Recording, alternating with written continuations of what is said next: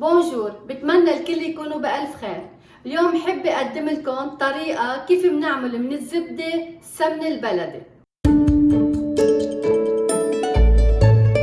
ولحتى نعمل السمنة البلدي بحاجة لزبدة. أنا هون الزبدة جايبتها ما فيها ملح، رح استعمل باكيتين زبدة، وكمان بحاجة لقمح مش مقشور. أنا غسلت القمح وحطيته على بيبر تاول، على مثل كلينكس أو شقفة لحتى يمتص المي.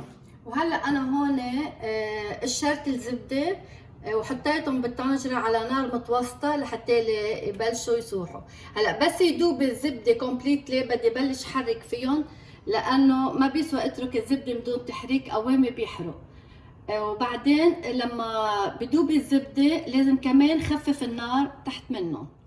وانا هلا بعدني حاطه الزبده على نار متوسطه، وبدني كل شوي هيك ببرم الزبده لحتى يدوبوا، لحتى النار تاخد عليهم. وهلا من بعد ما دابت الزبده عندي كومبليتلي خففت النار. هلا هون بلش يبين عندي القشوه البيضة، هيدي لازم جمعها وشيلها كل ما بينت عندي.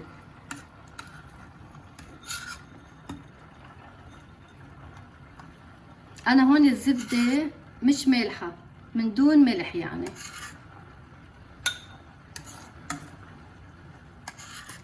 هيك بقدر استعملها لانواع الحلويات، مثل الغريبه، مثل البرازه، مثل النموره، البقلاوه، كل انواع الحلو اللي بعيش بعوز سمنه بقدر استعمله.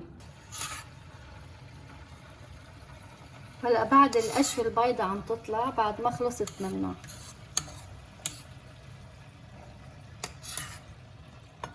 وهلا من بعد ما شلت الرغوه البيضاء عن الزبده بدي سقط القمح، والقمح لحتى يمتص المي الموجوده بالزبده، هيك بسرع عمليه الطبخ، يعني ليتحول لسمنه. وبضلني حركها. هلا ما بشيل ايدي منها احلى ما يحترق عندي الزبده بالطنجره. حطيتها على نار خفيفه وعم بحرك. وهلا انا عندي هون السمنه الزبده يلي دوبته بلش لونه يفتح، يعني صار شفاف شوي. هلا بدلني بعدني عم بغلي وحرك فيه لحتى يفتح اكثر لونه، واقدر اقشع حبوب القمح بكعب الطنجره. وهلا هون انا عندي بلش وجه الزبده يصير كتير شفاف، يعني هون بلشنا ندخل بمرحله قريبه للسمنه. مثل ما شايفين انه تغير وجه الزبده، من قبل كان سميك هلا عم بيصير شفاف، يعني وجهها كتير رقيقه. وهلا من بعد 20 دقيقة غليان الزبدة على النار وحاطة بقلبن القمح، صرت اقدر اقشع القمح بكعب الطنجرة، وصار مبين عندي الزبدة دايب وكأنه زيت بالطنجرة. يعني انا قربت لاطفي تحت منهم وصار عندي سمنة بلدي، يعني يمكن بدي شي 5 دقايق وبطفي النار تحت منهم. وهلا من بعد ما تركتها 5 دقايق عم تغلي صار لازم اطفي النار تحتها واتركها لتسقع، وبعدين فرغها بالمرطبة. وهلا رجعت لكم من بعد ما سقعت عندي السمنة، وبقدر شوف حبوب القمح بكعب الطنجرة مثل ما شايفين كيف راقت. هلا رح فرغها بالمرطبة. انا هون نطرت عليها ربع ساعة من بعد ما طفيت النار، صارت عندي هيك رايقة. وهلا لازم فرغها بالمرطبة وانطر عليها كمان لتسقع، وبرجع بصوركم اياها. بس بتمنى تشتركوا معي بالقناة وتكبسوا على اللايك اذا حبيتوا الفيديو.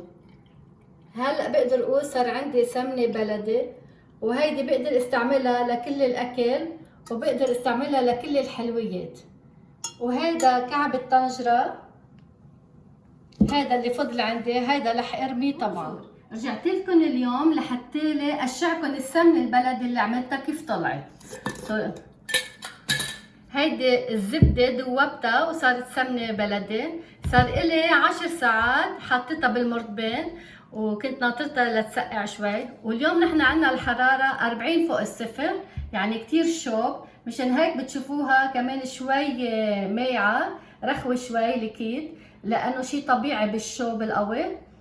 وهيدي هي السبنة. هيدا كعب المرتبين، شوفوا كيف طلع ابيض. ريحتها ولا اطيب من هيك.